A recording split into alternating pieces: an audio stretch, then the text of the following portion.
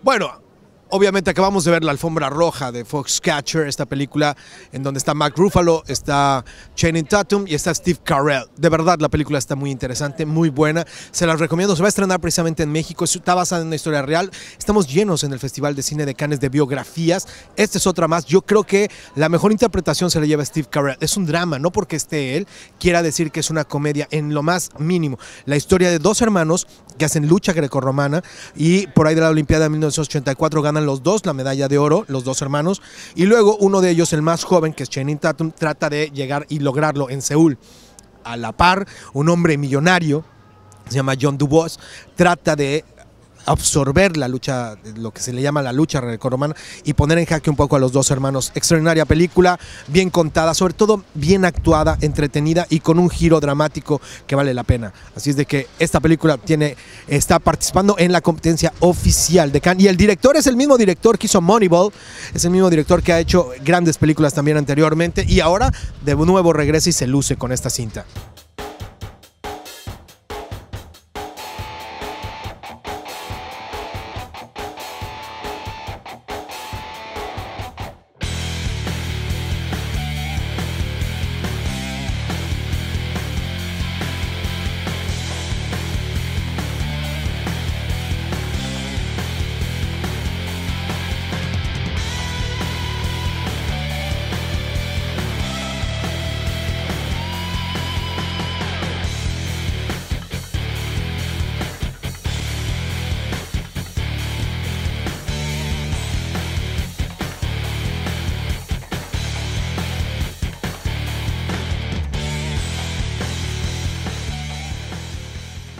Muchas gracias. ¿Listo? Okay. Estamos listos. Estamos listos. ¿Hablas español? Bastante bien hablar contigo, but not on camera. Ok, no te preocupes. Okay. Bueno, first of all, this is the second one of your films that scratched the sports world. Right. It was a coincidence? It was on purpose? Total coincidence. I'm not really a sports person. It was the stories. The fact that they were set in the sports world was just a total coincidence.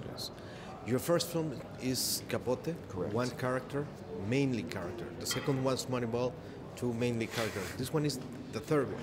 Right. Three mainly. It's like this. If you like the circus going bigger and bigger and bigger, what?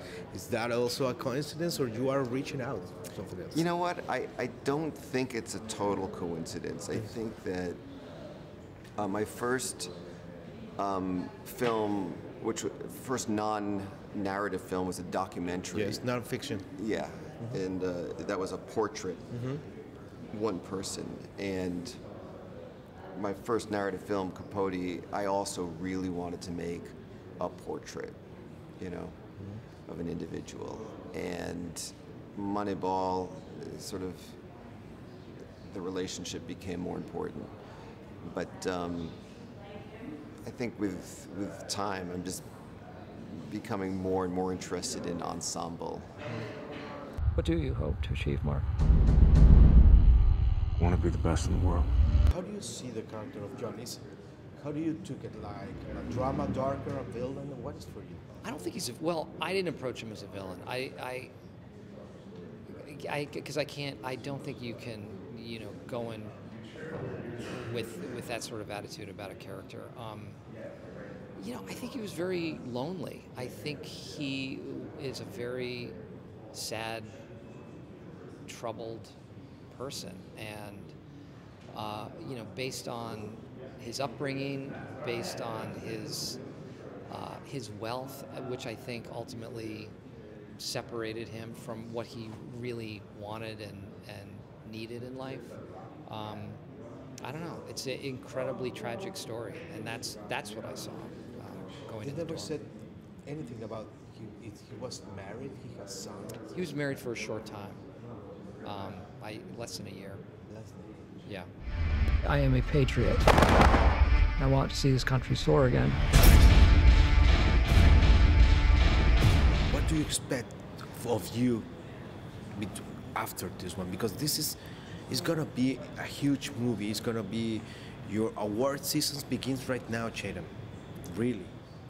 That's, I mean, look, from your mouth to God's ears, man. But I think, you know, we all kind of had a conversation last night, and it was just like, we know that when we were filming the movie that it just wasn't, no one was thinking it, and that's like the God honest truth. I mean, it might have been on the back, way back in the deep secret parts of our mind, knowing that we were doing something special, but I know that no one, you couldn't even let a thought like that kind of enter your mind when you were doing these crazy, dark, intense things on set. And I think now even like it's, I just want to revel in this moment because I've never been to Cannes, and this is like one of the most unbelievable experiences I've ever had.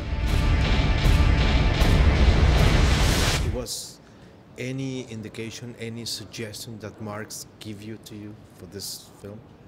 The real Mark. The real Mark Schultz is very, very helpful, as were many people who lived this story. But the real Mark Schultz was very open and was willing to talk about all sorts of stuff that you know, other people might feel uncomfortable discussing. Yeah. How do you see, for example, the character of John? As you see as a villain, as a darker person, how do you see it? How do you approach it? Yeah, I mean, I try not to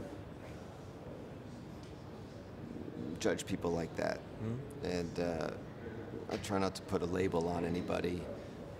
And I also just try to make the best case for every character in the film. So this is a person who did a horrible thing, and I was curious to know